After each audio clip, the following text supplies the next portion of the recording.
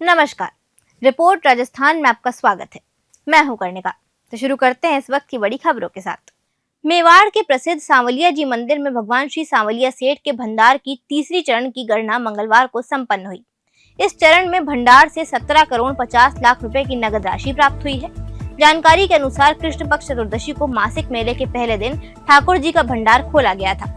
पहले चरण की गणना में 10 करोड़ रुपए प्राप्त हुए थे। अब तक 3 चरणों की गणना में कुल 17.50 करोड़ रुपए निकाले जा चुके हैं। आज चौथे चरण की गणना की जा रही है, जिसमें शेष राशि के साथ साथ ठाकुर जी के भंडार से प्राप्त सोने और चांदी का वजन भी किया जाएगा। सांवलिया जी मंदिर में भक्तों की श्रद्धा और भंडार की पारदर्शिता को लेकर प्रशासन की ओर से विशेष निगरानी भी रखी जा रही है। चित्तौड़गढ़ जिले में खेल मैदानों पर बढ़ती राजनीति के चलते युवा खिलाड़ियों के भविष्य पर संकट मंडरा रहा है। पीजी कॉलेज प्रशासन ने राजनीतिक दबाव में आकर खिलाड़ियों को कॉलेज परिसर स्थित खेल मैदान में अभ्यास करने से रोक दिया है। इस फैसले से 100 से अधिक युवा खिलाड़ियों को अभ्यास से वंचित होना पड़ा है। लगातार प्रयासों के बावजूद उन्हें मैदान की अनुमति नहीं दी जा रही है, जिससे उनका प्रदर्शन और तैयारी प्रभावित हो रहे हैं। वहीं शहर के गोराबादल स्टेडियम की स्थिति भी बेहद खराब है। मैदान गड्ढों से भर गया है और रखरखाव के अभाव में खेल गतिविधियां ठप पड़ी हैं। अब सबसे बड़ा सवाल ये है कि खिलाड़ी आखिर कहां अभ्यास करें और अपनी प्रतिभा को निखारें। जनप्रतिनिधियों और जिला प्रशासन की चुप्पी पर भी सवाल उठ रहे हैं। सवाई माधोपुर के रणथंभौर दुर्ग में सुबह एक बार फिर से टाइगर मूवमेंट देखा गया। फिलहाल टाइगर का मूवमेंट दुर्ग में ही बना हुआ है, जिससे यहां अनहोनी की आशंका बनी हुई है। आज रणथंभौर के त्रिनेत्र गणेश मंदिर मार्ग में दुर्ग के ऊपर जैन मंदिर के पास एक टाइगर आ गया, जिससे श्रद्धालुओं की सांसें हलक में अटक गई। श्रद्धालु एक दूसरे के विश्वास का दामन थामे हुए टाइगर के निकल जाने का इंतजार करते रहे। टाइगर की आंखों से ओझल हो जाने के बाद श्रद्धालुओं ने भय के साये में अपना रास्ता तय किया। वहीं मामले को लेकर वन विभाग की ओर से फिलहाल चुप्पी साधी हुई है। बताया जा रहा है कि इस क्षेत्र में करीब 17 से 18 टाइगर लगातार विचरण कर रहे हैं, जो श्रद्धालुओं की जान के लिए बड़ा खतरा बन चुके हैं। किसी भी समय इस मार्ग पर बड़ी अनहोनी से इनकार नहीं किया जा सकता।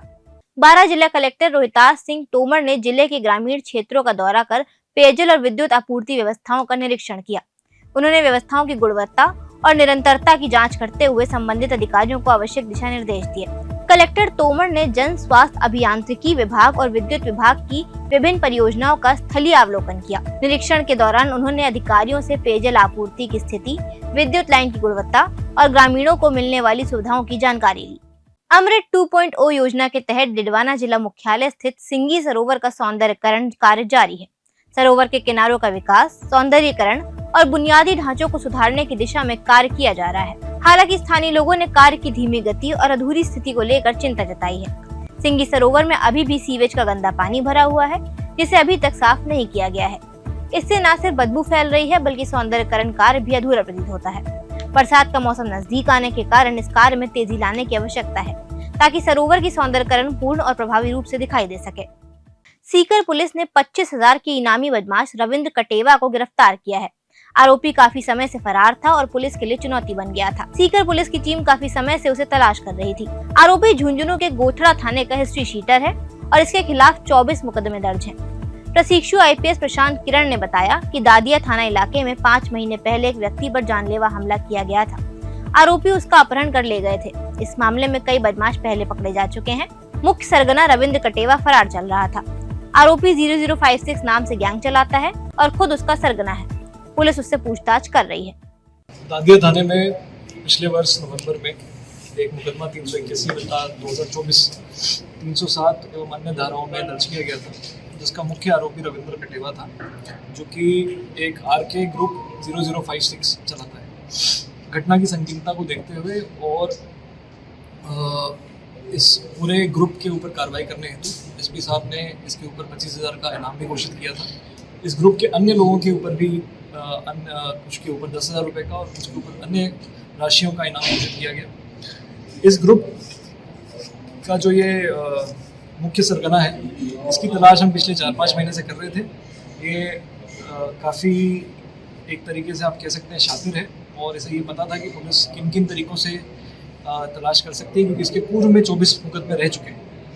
तो इसकी तलाश में हमें हर तरह की जो तकनीकी सहायता हो या ह्यूमन इंटेलिजेंस कह लें या आसूचना कह लें या अन्य चीज़ों का की जो ज़रूरत पड़ी, उसके लिए हमारी पूरी टीम कार्यरत रही। इस घटना को के हो जाने के 3-4 महीने बाद फिर वापस से हमारे पास कुछ इनपुट्स आने स्टार्ट हुए। जब इन्होंने कुछ गलतियां करी, उसके ऊपर हमने एक स्पेशल टीम गठित करी, जिसको लीड हमारे आईपीएस प्रोफेशनल हैं प्रतीक सिंह, जो अभी दादिया थाने के एसएचओ भी लगे हुए हैं। उनके साथ एक स्पेशल टीम का गठन किया गया। जिला चिकित्सालय प्रतापगढ़ में पिछले 5 महीनों से प्रसव के बाद महिलाओं को घी उपलब्ध नहीं कराया गया है, जबकि ये घी पोषण और मातृत्व स्वास्थ्य के लिए अत्यंत आवश्यक माना जाता है। ये स्थिति सरकारी स्वास्थ्य योजनाओं की जमीनी हकीकत को उजागर कर रही है। अस्पताल प्रशासन ने सप्लाई में देरी और फंड की कमी को इसका कारण बताया है। दूसरी ओर महिलाओं और उनके परिजनों का आरोप है कि उन्हें प्रसव के बाद केवल सूखा और अधूरा भोजन दिया जा रहा है, जिससे उनकी सेहत पर नकारात्मक असर पड़ रहा है। स्थानीय लोगों ने प्रशासन से मांग की है कि जल्द से जल्द घी और पोषक आहार की नियमित आपूर्ति शुरू की जाए, ताकि माताओं का स्वास्थ्य सुनिश्चित किया जा सके। प्रतापगढ़ जिला चिकित्सालय में लंबे समय से प्रसूताओं को उसका घी मिलना चाहिए, वो मिल नहीं पा रहा है। उसके बारे में आप क्या कहेंगे? सर्वप्रथम तो मैं ये बताना चाहूँगा कि राज्य सरकार द्वारा बीपीएल परिवार की प्रसूता जो प्रथम प्रसव के लिए आती है अस्पताल, उनको 5 किलो घी देने का प्रावधान है। दूसरी बात यह है कि एक दिमाग में लोगों की है कि जिला चिकित्सालय प्रतापगढ़ से घी नहीं दिया जा रहा है, जबकि जिला चिकित्सालय प्रतापगढ़ में प्रसूताओं का प्रसव होने के पश्चात उनको 5 किलो घी का कूपन इशू कर दिया जाता है। वो लेकर के वो वेंडर के पास जाकर के घी ले सकते हैं। घी लेने के बाद वेंडर हमारे पास उनको सिग्नेचर कराने आते हैं और उसके बाद उनका पेमेंट सीएमएचओ ऑफिस द्वारा किया जाता है। लेकिन लंबे समय से घी नहीं मिलने का क्या कारण, मतलब क्या कि अगर वेंडर की बात करें तो वेंडर कहता है कि अगर बिल का भुगतान नहीं हुआ, लंबे समय से पेमेंट नहीं हुआ, तो ऐसे में आम मतलब जनता जो प्रसूता है वो तो परेशान हो रही है, उसकी थाली में तो घी परोसा ही नहीं जा रहा है।